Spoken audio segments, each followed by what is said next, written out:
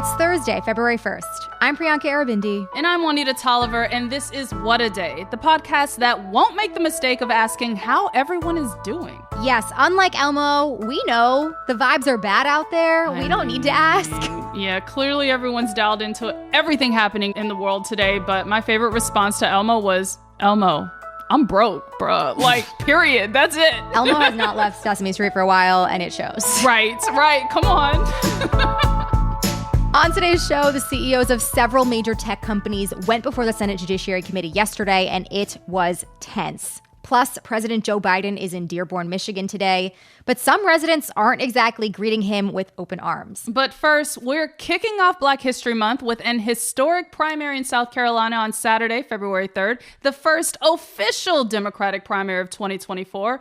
Yes, we know New Hampshire had a fit when they lost the top spot, but we're not really mad about this move. No, we are not. So remind us what prompted this shift in the Democratic primary calendar. Well, after Black voters in South Carolina effectively resurrected President Biden's 2020 campaign, right, Biden and the Democratic National Committee thought it was high time to prioritize more diverse states, recognize the voting power of Black voters earlier in the primary process, and shift the early primary focus away from states like Iowa and New Hampshire, which are both about 90% white. Yep, it felt like an overdue change and one that is exciting to see. Now, going into 2024, it's no secret that Biden has seen a decline in support among Black voters in early polls, including a 36-point drop according to a recent AP poll. So this early primary date is another opportunity for the Biden-Harris campaign to invest in voter engagement and mobilization efforts in South Carolina and make a broad appeal to Black voters nationally. This primary is going to be a good preview of how enthusiastic or unenthusiastic Black voters are feeling about Biden. I caught up with Jaime Harrison, chair of the Democratic National Committee and former chair of the South Carolina Democratic Party. I started by asking him about the importance of South Carolina's February 3rd Democratic primary this election cycle, both for him personally, as he's a South Carolina native, and for the Democratic Party as a whole. Take a listen. It is my home state, my beloved home state. But this was a state where 40% of enslaved people came to this country through the Port of Charleston.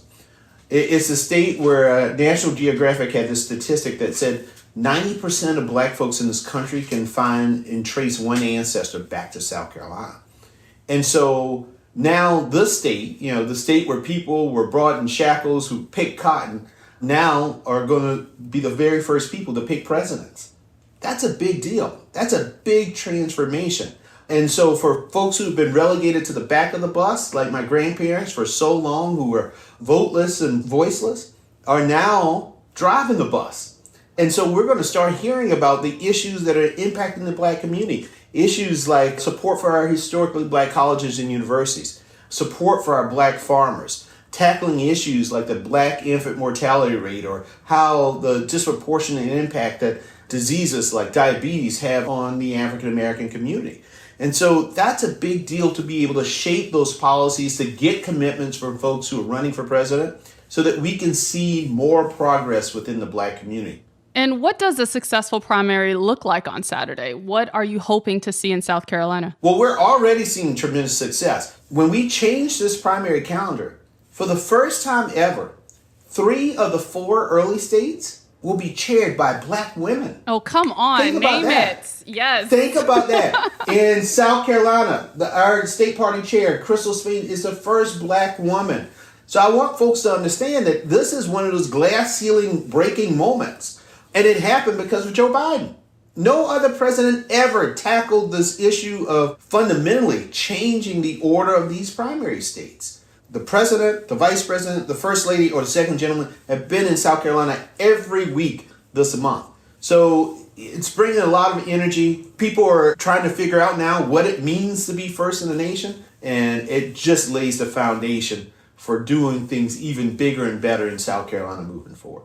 I definitely agree with that. Look forward, because this also means more investment in political infrastructure in the state, more attention from national press and energy. So I agree with you on that point. I also appreciate you emphasizing a lot of the issues that are rising to the top with South Carolina and Black voters front of mind, because It's no secret. There's been a decline in support among Black voters for President Biden since the 2020 election. Is there anything that you specifically attribute that trend to? I don't put a whole lot in polls. And I think one of the things this president understands is he's not going to take anybody for granted. He understands he has to work for the support. Right. And when you think about what he has been able to do and the impact that it's had on the Black community, I think, one, we got to make sure that the story is out there, that people are actually getting. I mean, from the very first moment that he became president of the United States, think about the American Rescue Plan. Put shots in people's arms, actually put money in people's pockets. Many, people talk about the STEMI. Well, let me tell you, it was Joe Biden that got the $1,400. And for those of us who had kids, you got an extra bonus for each one of your kids. This was a president that was the first president to tackle the issue of student loan debt. It's been a big issue in South Carolina. This weekend, I was at the Pink Ice Gala, and a young woman came up to me and told me, I'm riding with Joe Biden. I said, well, why? Tell me more. She said, because $100,000 of my student loan debt gone. Wow. Done. Wow. That is transformational. I can tell you one of the biggest applause lines in South Carolina is going around when the president says that we have capped the cost of insulin at $35 a month. So many Black folks in South Carolina are either diabetic, pre-diabetic, or know somebody in their family that's diabetic. And the cost of insulin has been a huge weight on so many families. But now that has been lifted because of this president. It's been talked about for forever, but it was this president who actually got it done.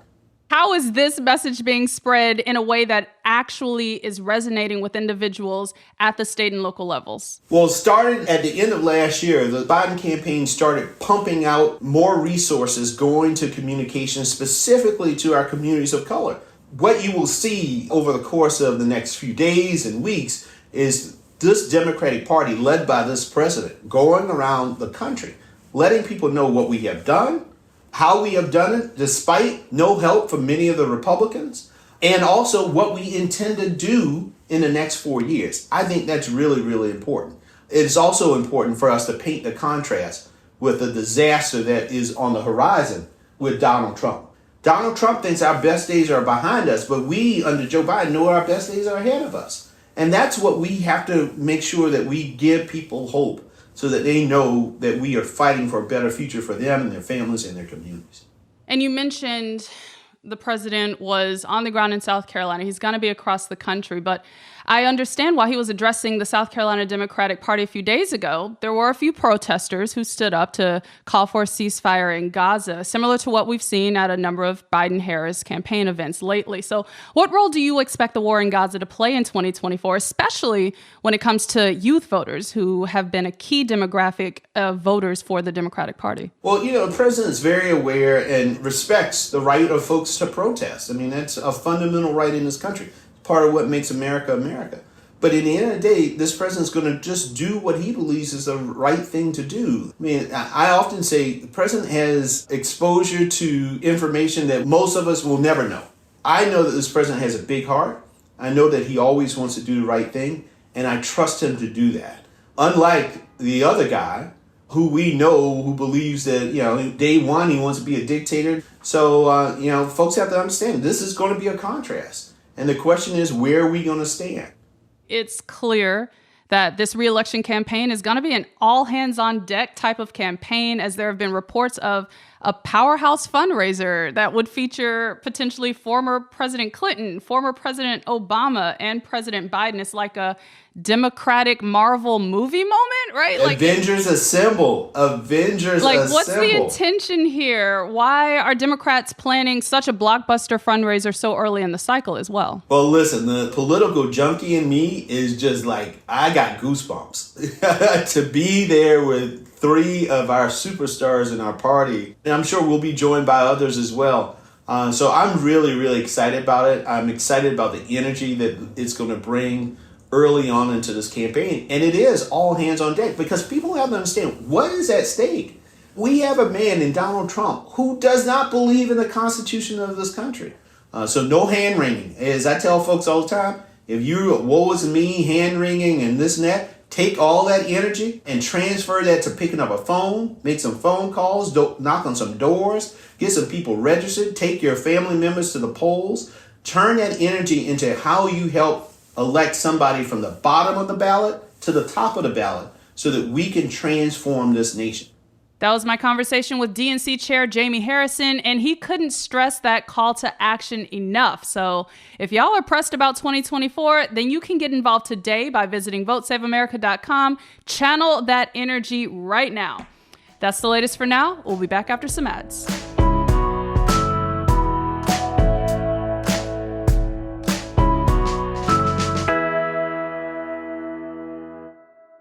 What A Day is brought to you by Pandora Jewelry. Valentine's Day is coming right up, and lab-grown diamonds speak louder than words. Pandora Jewelry has stunning lab-grown diamond gifts for every love in your life. Lab-grown diamond jewelry makes the perfect, sparkling, sustainable gift in new styles that make your everyday look shine bright. Like the beautiful lab-grown diamond station necklace and bracelet featuring 5 bezel-set lab-grown diamonds for the ultimate sparkle. Pandora's lab-grown diamonds celebrate all loves.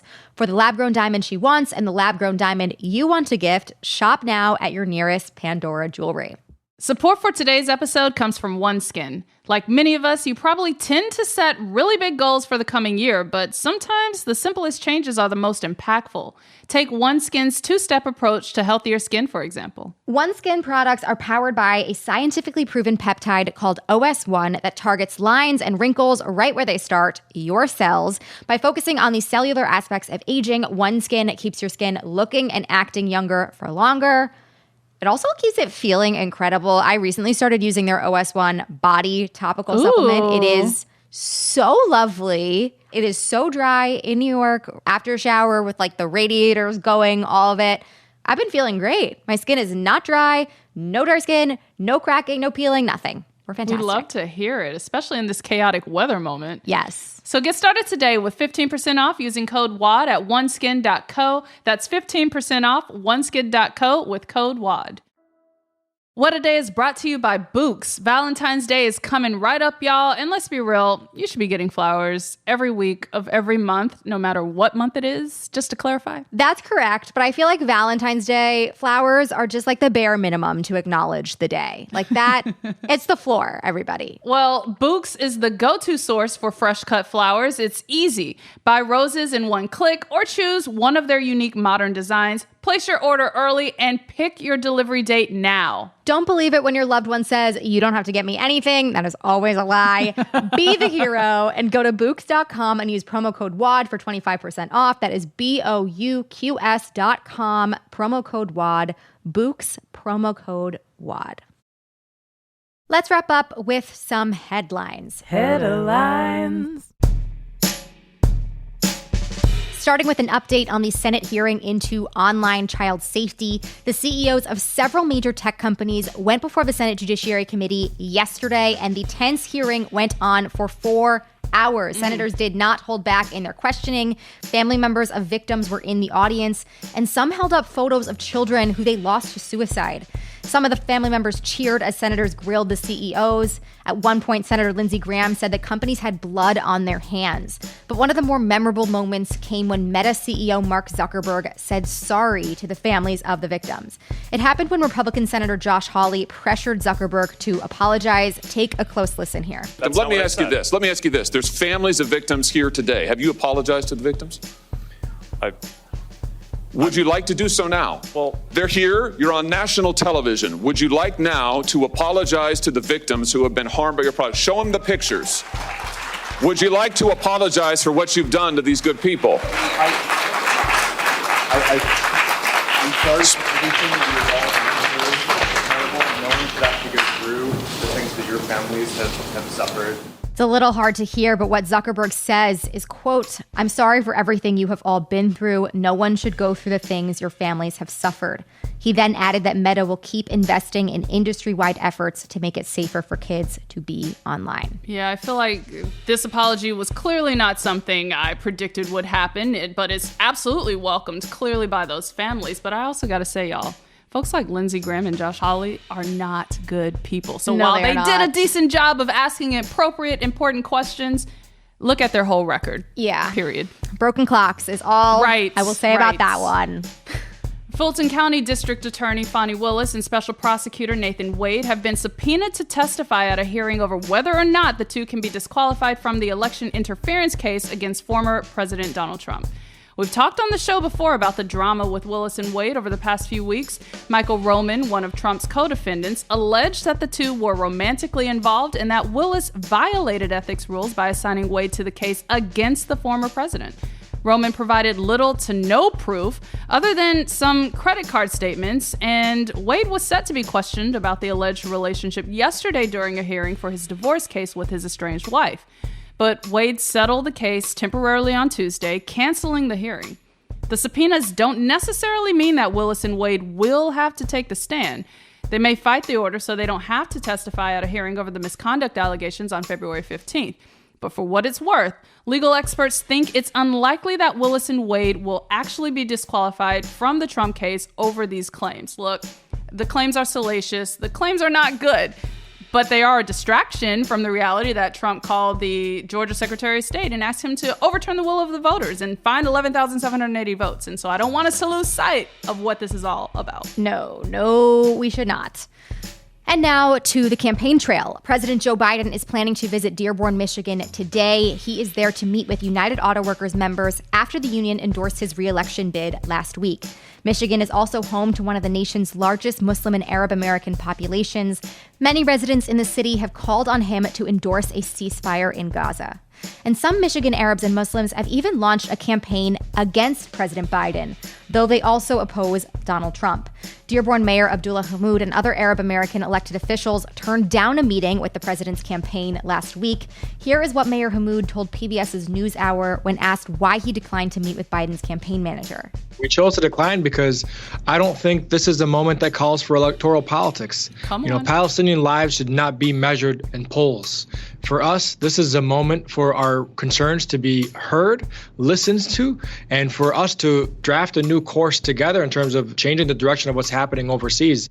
I just also have to add that Democrats absolutely need to develop a reasonable, humane response to the issues being laid out right now. 1,000%. These are very real, very valid concerns that are held by a lot of people who want to see answers. And This is a way to hold elected officials accountable for the answers that people want to see. Back in 2020, Michigan's Arab and Muslim community overwhelmingly supported Biden, and he won Michigan by 154,000 votes. So he is going to need this community's support this time around as well. Meanwhile, the White House announced yesterday that President Biden is set to visit East Palestine, Ohio later this month. The visit comes 1 year after the Norfolk Southern train derailment released toxic chemicals into the community. The White House says that the president will meet with residents who were impacted by the train derailment and discuss federal support to the community. It is not yet clear when he will visit, but we will keep you updated. In another blow to trans rights across the country, Utah's Republican Governor Spencer Cox signed a bill this week banning trans people from using the bathroom that aligns with their gender identity. The rule applies to public schools, forcing trans kids to use the bathroom or locker room that aligns with their sex at birth. It also applies to government-owned buildings like state universities. Violators of the law could be charged with loitering or required to pay a fine.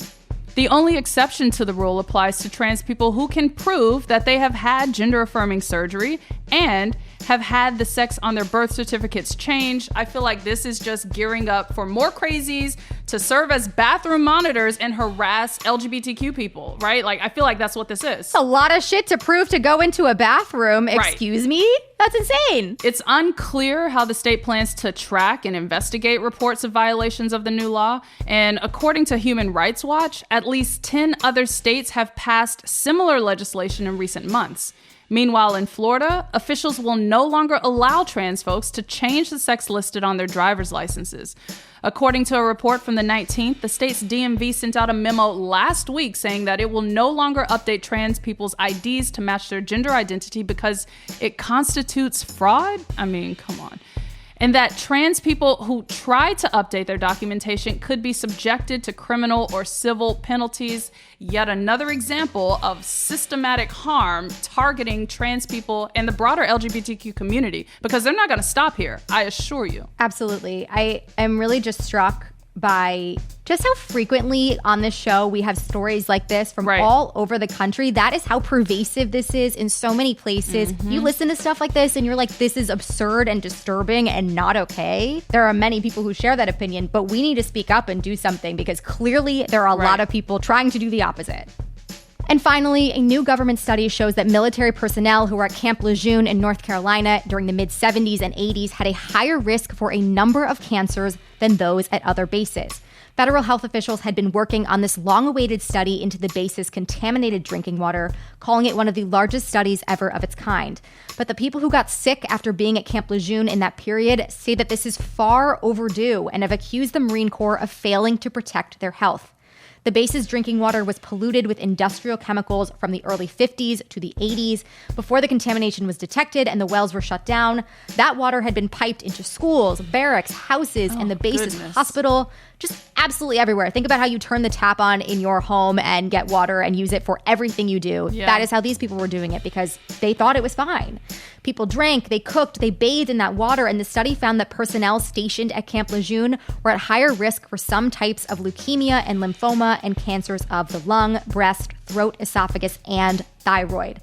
In August 2022, President Biden signed a federal law that addressed concerns of people who believed that they got sick from the base's water contamination and gave them just a 2-year window to file claims. Yeah, I'm really struck by a lot of the details here. 2-year window to file claims. Even though this was going on for 30 plus years, I am also this has affected generations at this entire point. Generations, because it's not just the veterans themselves, it's their children, grandchildren in some cases. And let's be real, I was born on a Navy base. I went to school on Navy bases. Like, I understand how this can affect entire families. So they need a bigger window and more awareness building around this issue. Entire families, entire communities, and of people who do the highest service for this country. We are failing our veterans here. And those are the headlines. That is all for today. If you like the show, make sure you subscribe, leave a review, get out the vote, and tell your friends to listen. And if you're into reading and not just tweets by Elmo like me, What a Day is also a nightly newsletter. Check it out and subscribe at crooked.com/subscribe. I'm Juanita Tolliver. I'm Priyanka Arabindi. And happy Black History Month. We got to turn it around for Black History Month. I feel like I need to call out whoever this person was who tweeted, "Oh, February is amazing. It's just hearts and love." I was like, bruh, it's Black History Month. Get yourself educated. Get it together. Everybody. Black History Month with a side of Valentine's Day. That is a one-day aside, everybody.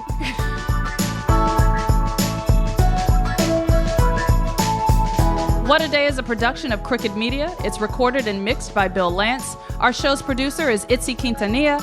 Raven Yamamoto and Natalie Bettendorf are our associate producers, and our showrunner is Leo Duran. Our theme music is by Colin Gilliard and Kashaka.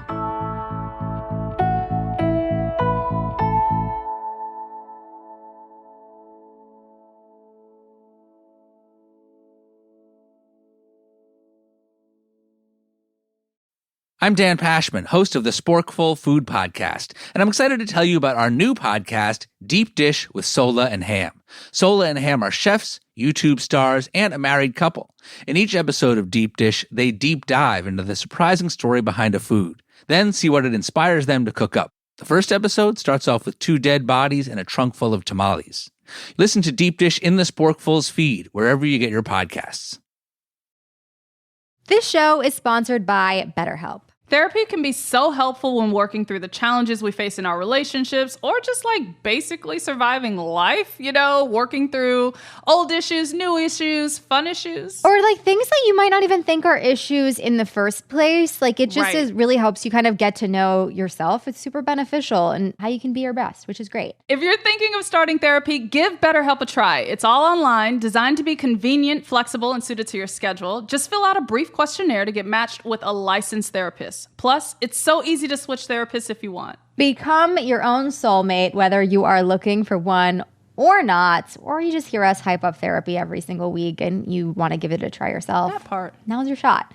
Visit BetterHelp.com/WAD today to get 10% off your first month. That is BetterHelp, HELP.com/WAD.